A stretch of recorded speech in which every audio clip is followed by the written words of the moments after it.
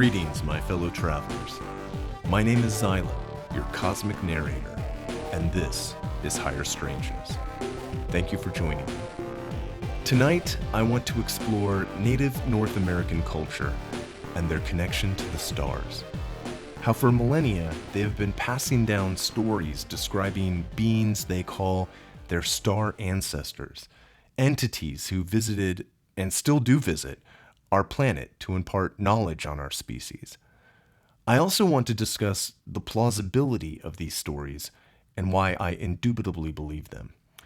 And finally, I want to talk about America's relationship with UFOs and little gray men.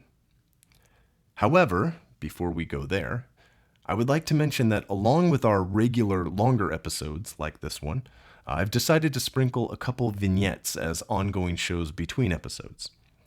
These vignettes will be called Visitors and The Daily Suppressage.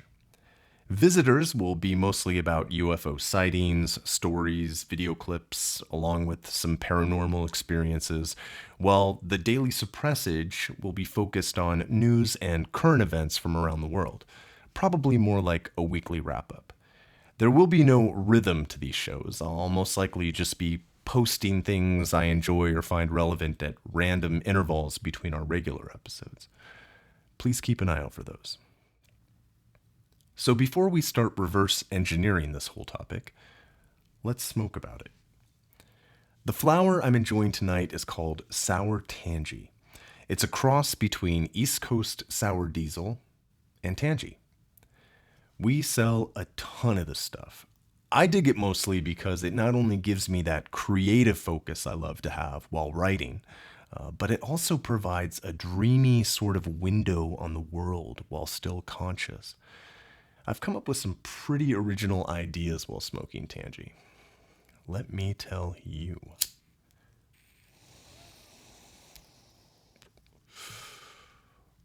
So without further ado, consider this. There is a native proverb that says, "Children must be taught or they will not know anything. If they do not know anything, they will have no sense.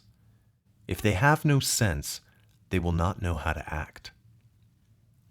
I remember when I was a child, I used to look up to adults, authority, politicians, and the like.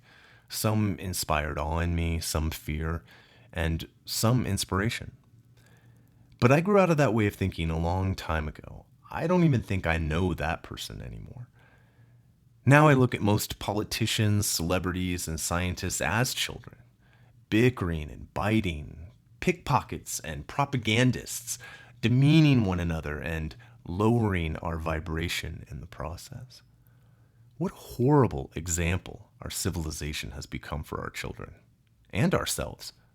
What a reflection we must cast to the universe. Does anyone really know how to behave? I mean, what kind of stewards have we become? What are we teaching our children? Because as I see it, what we are feeding our bodies and our minds is senseless. Half-truths and halfway. No wonder we have no sense. No wonder we don't know how to behave. Native Americans taught their children that spiritual wealth is what matters most. For what is this body without spirit, without its connection to the cosmos? They taught their children about nature and our place in it, about caring for the land and growing our own food, to feed nature as much as she feeds us, and to gaze into the cosmos with wonder and appreciation. Wouldn't that be nice if those were mandatory criteria that were taught in our schools today? How different our world would be. So what begs the question? Where did their principles come from? Who taught them?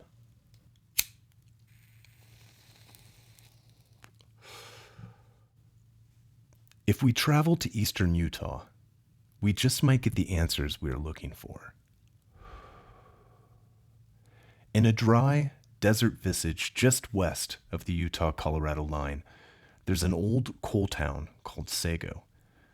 But that's not why we're here. We're here for the art. Petroglyphs and pictographs chiseled and painted by Native Americans, some dating back as far as 8,000 years, and possibly much more ancient.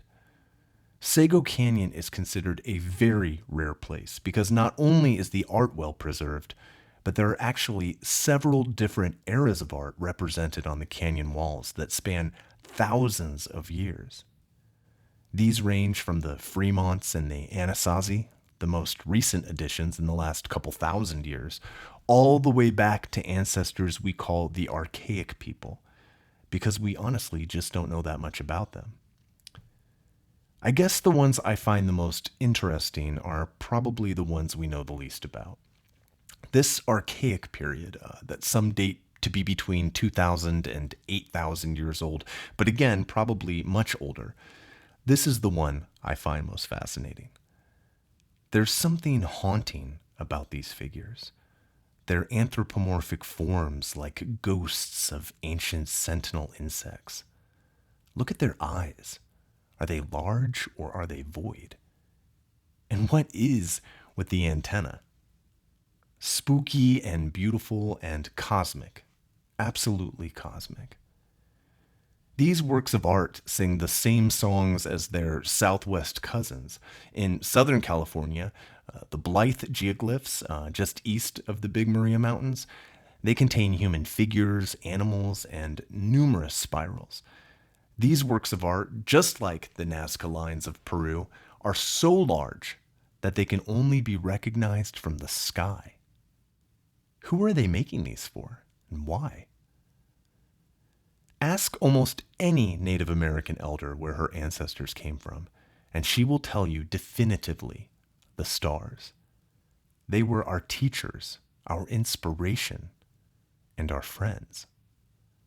They seeded us with knowledge, and that is why even today, Native Americans continue to look at knowledge as the divine, for the ability to live in balance is only acquired through knowledge. Balance is harmony, and harmony represents a unified whole. Living in balance is all they ever wanted because that was the knowledge passed down to them. And it worked. Until it didn't. When those ignorant and out of balance decided to monopolize the land and eradicate its caretakers. To put it as nicely as I can.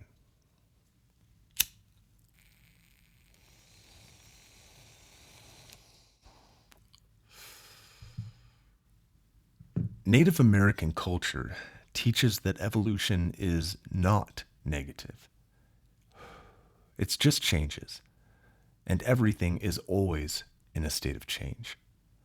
So they peacefully and patiently wait for the next change, the one that will reunite us with nature, with balance, and with knowledge. That time might be closer than you think. What catalyst will reawaken our true spirit? As history has taught us, humanity only learns from lessons that introduce excruciating suffering, and unfortunately, in those lessons, much is lost along the way. I give the ancient native North Americans as much rumination and reverence as I give the ancient Egyptians or the Mayans. These megalithic civilizations were highly spiritual and intelligent. They knew how to build and machine things that even today we have difficulty replicating. Their technologies should not be dismissed as primitive, if anything, just misunderstood. If we think about technology from a completely different point of view, perhaps as being internalized rather than externalized, we just might get it. I'm pretty sure we lost them during the Younger Dryas, which is a fantastic subject we should cover soon. That was a reset button, probably our last really big extinction event. Unfortunately, what we lost was spectacular. All of these ancient megalithic civilizations from all over the world, going back 10, 20, 30,000 years, they all said the same thing, that they came from the stars and were enlightened by beings from other worlds.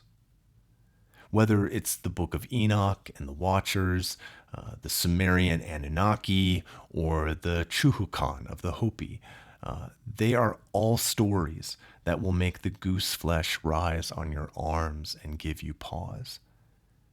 Because these stories actually make perfect sense. Curious, creative, intelligent species are always going to be avid explorers. I don't doubt for a second that these Native American cultures were enriched by a wiser, more advanced civilization from another world. Their principles and beliefs are far more in line with what I consider an evolved and enlightened society than almost all other doctrine on our planet. The dualistic and polarized paradigm we are living in now is completely inconsistent with the Native American point of view. The world that humanity has succumbed to, it makes no sense to them. It is a world devoid of balance.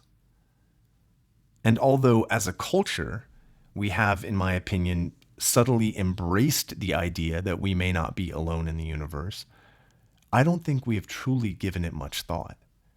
Growing up with shows like The X-Files and Ancient Aliens has definitely exposed society to the possibility. But what it hasn't covered are the vast and unsettling ramifications, and I'm not talking about rock'em sock'em robot battling end of the world science fiction films. I'm talking about that nothing may be what it seems, and that everything is different than you were taught. And that, for most people I'm guessing, would be a nasty tasting medicine. The implications are incalculable. And although I truly believe we should know the whole of it, I really do, perspective in this case is important. One solution, however, has already presented itself. After denying pretty much all involvement with extraterrestrial research on and off throughout the years, from Area 51 to Operation Paperclip, the government, as of December 2017, now admits that it has studied the alien phenomena and that the tic-tac and gimbal footage caught by its Navy pilots is undeniably out of this world. We are definitely going to cover that disclosure and the true meaning behind it in an episode very soon, I promise. So by admitting that these technologies now exist and that we are interested as a military-industrial complex in researching them, well, you do the math. I mean, we've had this stuff for a long time, guys. We were eventually going to have to find an excuse to utilize it in a broader, more public scale. That's what we do as a species. We learn about something new and eventually find a way to exploit it. The propaganda that leaks out over the next 10 years is going to be awesome to watch. I'm sure it will provide a lot of rich topics to cover. Like everything else in our world, from politics to the economy, they will slow drip the changes in order to control the narrative. Make no mistake, barring some catastrophe or revolution, the picture they are painting will be one of their own design. There's too much at stake for it not to be. You can't wake a person who is pretending to sleep. Navajo proverb. So, my epilogue. Let's say, hypothetically, we don't have colonies on Mars. Now roll with me here. If we don't now, in 100 years we probably will. And where would we go from there? Obviously to other planets' moons, of course. And from there? Well, we would point our compass into the darkness of space, beyond our own solar yard, and attempt to discover inhabitable planets in our neighbor's yard. And that would be our next dream. So logically, any intelligent species would, in due course, get curious about the stars and want to travel to them. Think about how deep and rich our history is here on this planet. Now think about another species on another planet, one that has been around for millennia or millions of years longer than we have. learning their history and culture would be incredible and incredibly overwhelming. If they had what it took to get here, I'm pretty sure they would. Get here, that is. We wouldn't hesitate, and I don't think a lot of other species would either. It all makes perfect sense to me. What's the first thing we would do if we got to another planet with intelligent life? Well, we would probably observe it for a while, and then, when deemed relatively safe, begin interfacing with it. Otherwise, what's the point of looking for intelligent life on other planets unless you're going to ultimately interact with it, right? But I guess that could mean a handshake or an autopsy.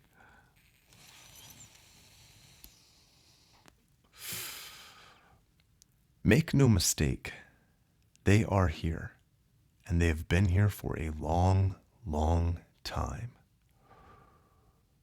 And we have been interacting with them for almost just as long. As did the Catholic Church feel they had to control people's ideas of the heavens, so does our cryptocracy feel the same about these other cultures, technologies, and ideologies from the stars. This knowledge holds a power so revolutionary and transcending, so coveted, that it must be kept secret. To unleash such knowledge would invariably truncate the hierarchy and emancipate the collective. The truth is, we are not alone in the universe. We have friends among the stars, and they want to help us. But as they say in comedy, even tragic comedy, timing is everything. So what's tonight's nug of knowledge? What factoid am I going to pack in your little pipe tonight and send you on your merry way?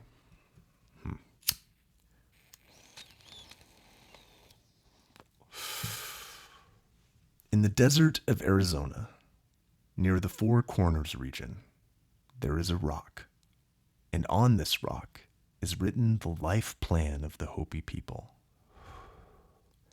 It is called Prophecy Rock. Etched in limestone, Prophecy Rock tells the story of the Great Spirit who gave humanity two paths to choose, one of materialism and one of spirituality. On these horizontal lines are the tales of their people, their interactions with white men, their dissension from nature, and violent wars along their course. We are now in the fourth world, but we will soon have a choice. At the end of the fourth world will come the Great Purification. On Prophecy Rock, this purification is represented by the vertical line that connects these two paths.